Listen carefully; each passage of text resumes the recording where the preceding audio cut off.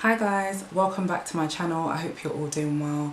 So I just want to start off by saying a big thank you for all the love and support that I received over my last two videos. Obviously they were really difficult videos to film and to put out, very personal, and I was really kind of like anxious and scared to put it out, but I'm really glad that I did. As soon as I did, I just felt like a weight had been lifted, and it felt really good to just kind of get my story out there and just be real and just share what happened. So yeah, I received so much feedback, just so many overwhelming comments of support and messages, just thanking me for sharing my story.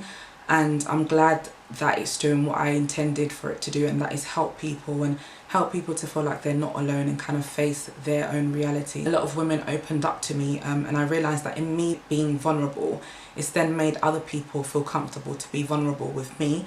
And a lot of women have shared their stories of their losses and things like that already just in this short space of time with me. October is Pregnancy and Infant Loss Awareness Month, and I filmed those videos towards the end of September. They were meant to go out in September, but I didn't realise just how long it would take me to edit, because obviously I was stopping and starting with it being so emotionally draining, but it just happened to fall into October.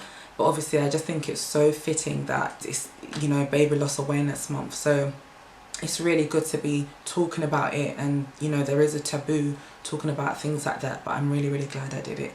So thank you for all the love and support on that. In today's video, I just wanted to kind of share like a life update and just reflect over the last few months and talk about how I've been dealing with things, different things that I've been doing, and kind of like my perspective for 2020, because 2020 as a year as a whole has just been very difficult. Obviously with the pandemic and everything that's been going on, it's really had an effect on everyone, and I think it's just kind of forced everyone to stop, slow down, reassess everything, your life, your why you do what you do, the people that are important in your life and the things that are important in life. So that's kind of what I want to look back on today.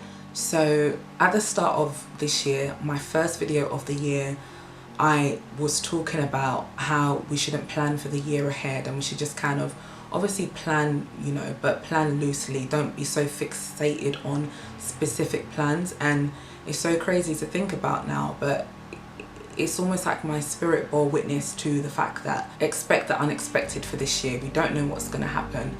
And yeah, obviously nobody could predict what 2020 was actually going to be like. Nobody could have predicted all that would happen, but I just felt at the beginning of the year that expect the unexpected. So 2020 has been a lot. Losing loved ones, losing jobs, the uncertainty, losing your normality and that normal sense of everyday life and human contact and the things that as humans keep us going on a day-to-day, keep us functioning. It's just been a lot. People losing their health, and even if you haven't lost a family member or lost a job, or even if you haven't been as affected by the pandemic as maybe the next person, just seeing all of that loss and constantly hearing about the loss can really have an effect on you. And I think loads of people have not been feeling themselves and not been feeling great, and I just think that it's important to reflect and have a good perspective for when you're feeling low and when you're feeling maybe anxious and fearful and all the uncertainty that we've had to face and we've had to deal with head on.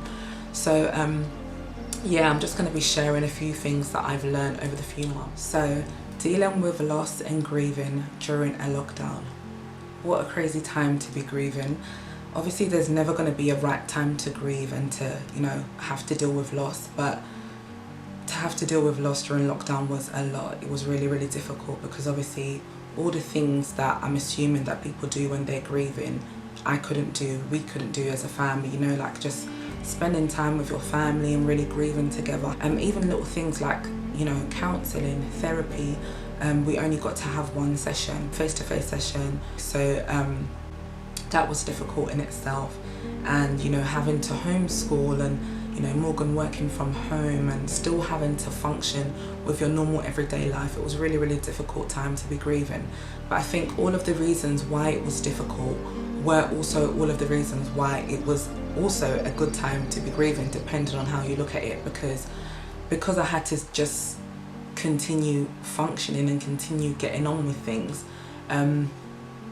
As much as I was able to face my grief, feel all the different emotions, I also then had to keep going. I have a responsibility to keep striving for, you know, my children. So, you know, that was difficult. There were days where I'd be homeschooling and tears were just coming down, and I would have to stop and I'd then have to explain to the kids. But yeah, I think they really got to see firsthand that, you know, when you're sad about things, when things in life are happening that are, you know, don't make you feel great, you still have to get on with things. And, you know, obviously I let myself feel all of those emotions, the depths of my sadness and things like that. But I also really started to be intentional about healing and about focusing on things like my mental health and just making sure I was feeling good. It's just been a really weird year. Obviously, I'm currently on maternity leave with no baby, so that in itself is just puts you in a weird space. And after everything happened, we obviously moved into March, and March is when lockdown happened, and that's when all the homeschooling and things started. But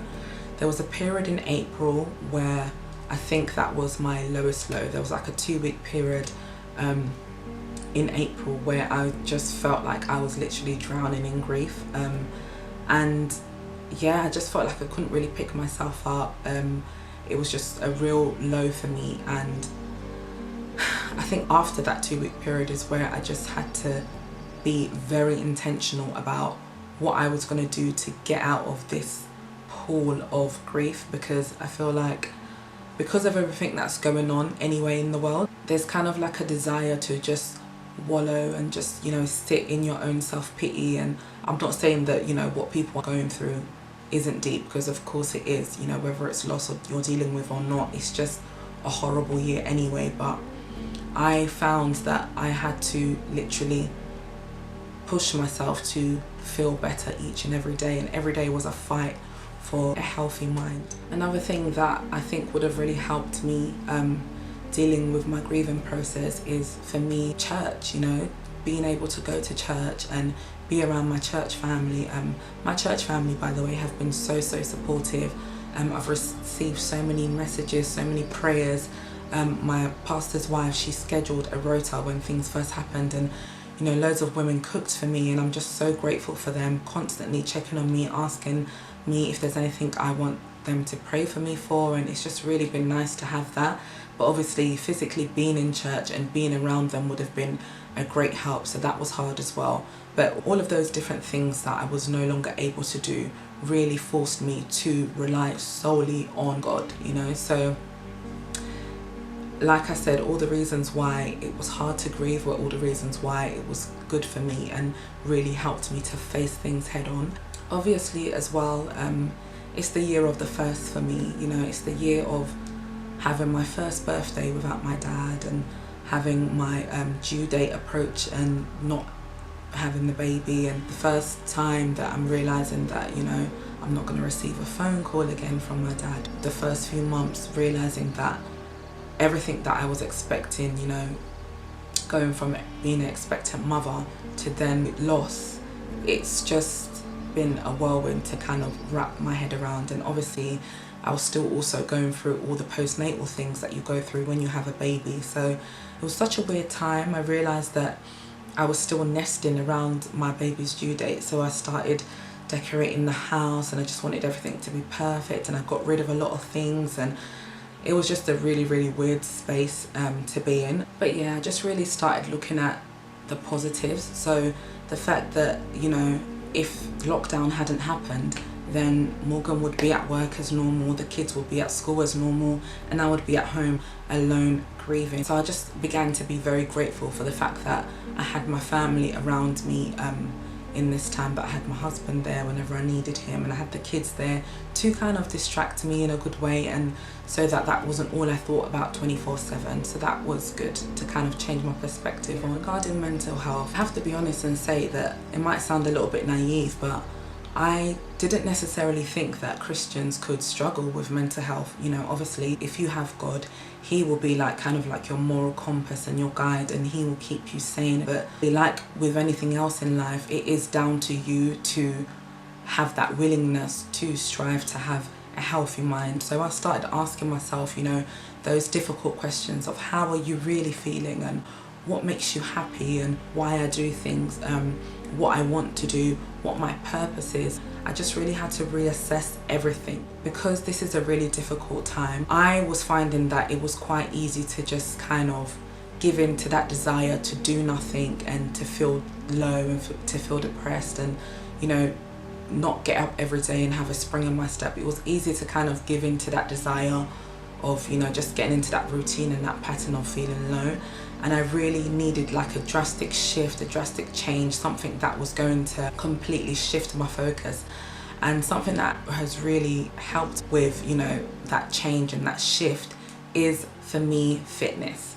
I've never really been somebody that's been into like gym life and, you know, running and things like that, but I've recently started running and working out, and honestly it's made such a big difference and a big impact to how I've been feeling.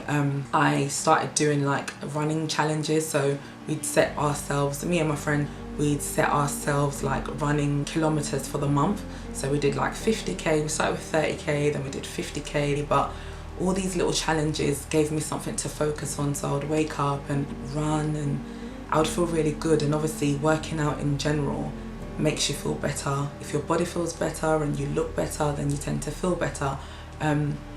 I saw a video that Joe Wicks posted, and he was just talking about how much fitness can have an effect on how you feel and how much it can make you feel better. And I just think it's so true. Like the days that I wouldn't get up and work out and run, I would definitely see the difference in how I would feel from the days that I would do that.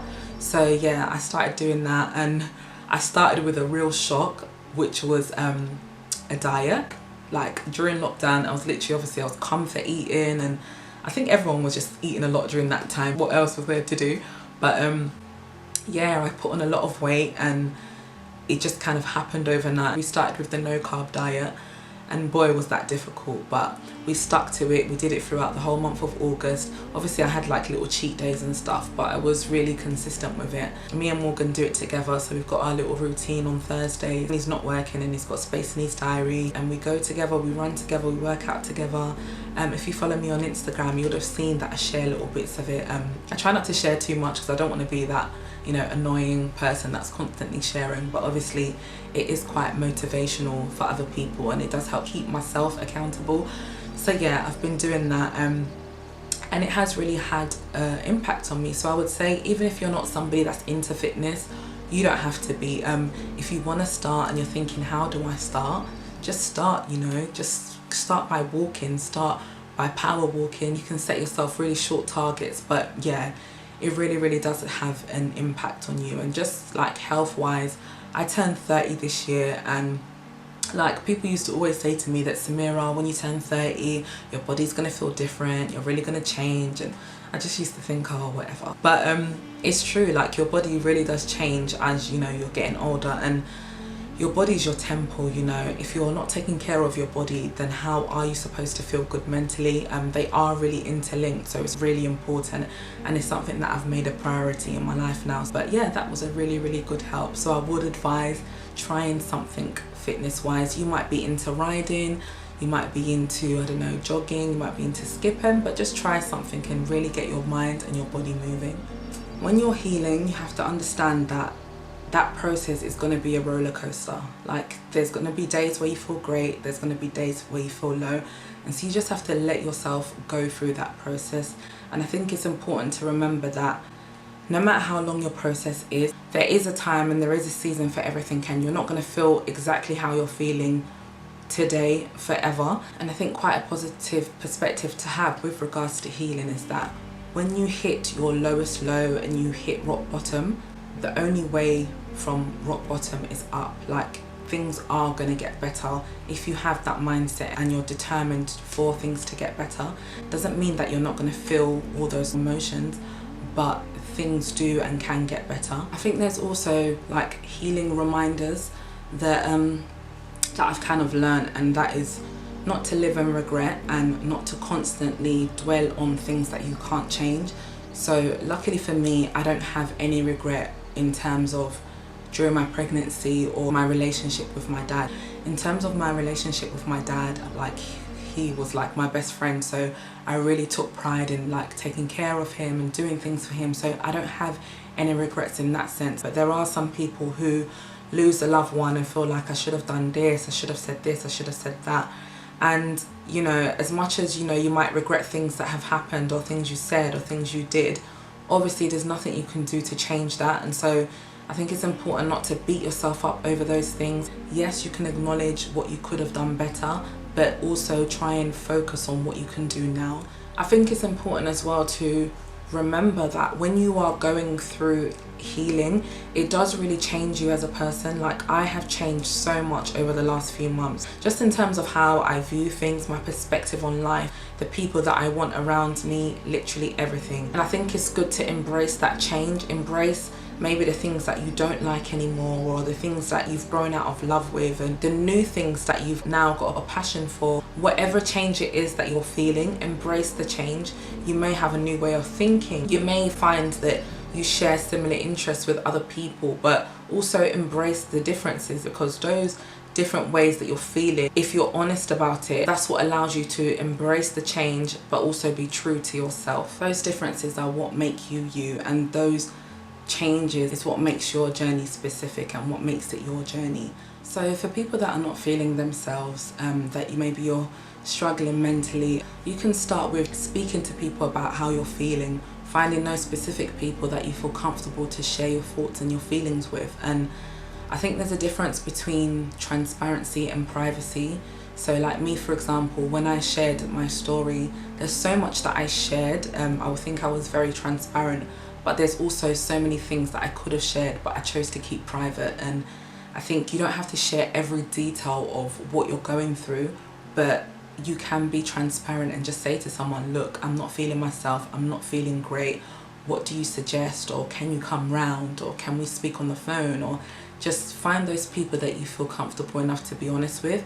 And talking about things does really help you to feel a bit lighter and feel a bit more free. Lastly, I would say that it's good to just own your story. You know, for someone like me, obviously I've had miscarriages before, but this was like a whole new thing for me. I know that a loss is a loss, but you know, I thought that I had felt the most pain I could feel at that time of my life. But physically seeing this baby, I experienced a pain that I didn't ever think I would. And so my point is, you could always be in a worse situation. So just be grateful. At that time when I was going through my miscarriages, if I would have fast forward and been able to get a glimpse of what going through a stillborn birth would be like, I'm sure I would have been very grateful then. So yeah, like, it's important to own your story, because I am now part of a club that I don't really want to be a part of. I would rather not be a part of this community, I guess you can say, of, you know, a parent who's lost a child or a child who's lost a parent. But I own my story, and I also realize with owning my story that what has happened to me doesn't define me. It's just a part of my journey, and it of course has an effect on the woman I'm going to be going forward, but it's not who I am, you know, it's something that happened to me. So I'm just navigating all of that. Obviously, everything that I've said today, I'm still learning, I'm still trying to practice. It's not like I've mastered it. So I'm still going through that process myself. So yeah, 2 things that I've definitely learned from this year is that pain is for purpose and strength is for service. And I really, really do believe that. I feel like there's a reason for all of this pain, and I'm finding my process, finding being the key word, because I'm not there yet, you know, I'm still trying to grapple with all of this and process everything. But, you know, I do feel like my strength is for service, and I'm going to continue to share things. I'm not always going to talk about things like this, because I'm an emotional person in general. Like, I cry when I'm happy, I cry when I'm sad, I cry when I'm angry, you know, so I do a lot of crying, and I think I do more than enough crying to just come on here and constantly be, you know, talking about sad things and crying on camera. You know, I didn't ever think I'd be that YouTuber, but hey. But yeah, like I've realized over the last few months that I do enjoy filming videos. I do kind of enjoy that creative release and editing and being creative, and I am grateful for this little online community that I've created, and it kind of feels like almost like an online journal. So yeah, don't be surprised if you see me filming like normal videos again, because I am going to be filming normal videos again. When you go through such hard times, your motivation is just different. So I am definitely going to be posting a lot more videos. But yeah, I just wanted to just encourage you all today and just say we've all had a really hard, difficult year, and we're still in a place of uncertainty. You know, we don't know what's going to happen next month, next year, next week. But I think as long as you have the mindset that you can get through any situation that is thrown at you, you're gonna be fine. But yeah, just make sure you're taking care of yourself mentally, physically, and really looking after yourself. Sometimes we spend so much time, especially as mums and wives, like we spend so much time making sure that everybody else and everything else is good, from your kids to your husband to your friends, your family, your home, just making sure that everything is in its right place. But then we forget to really focus on ourselves. So that is definitely me for the rest of 2020. I'm gonna really try to keep up with my fitness, and I'm gonna be sharing normal day-to-day vlogs. Like I mentioned, we did a little bit of decorating, so I will be sharing that in my next few videos. But yeah, I really do want to connect with you. If there is anything you want me to talk about in particular, then yeah, just drop me a comment, let me know. I'll be happy to do that. And if you want to share anything with me, if you want to talk to me about anything, I am open to doing that as well. But yeah, I'm going to be bringing you guys in a little bit more, sharing loads of different things that I'm learning in this journey, and also sharing my family with you guys. The kids keep saying they want to film new videos, so yeah, I'm really glad that I am someone that takes pictures and videos things, because when you lose somebody, that's really all you have. Obviously you have the memories, but being able to have pictures and videos, it just means so much. So I'm going to continue to share, I'm going to continue to vlog, and you know, be interactive on this channel. I started this channel to have chit chats, to share the reality of motherhood, marriage, family life, and I'm going to continue to do that, but I'm going to give more of myself this time, and I'm more motivated to do that. So yeah, you will be seeing a lot more of me more consistently. But yeah, if there is ever a time where I'm not feeling like filming or anything, that's only the real time when I won't post, but I am going to try and be consistent.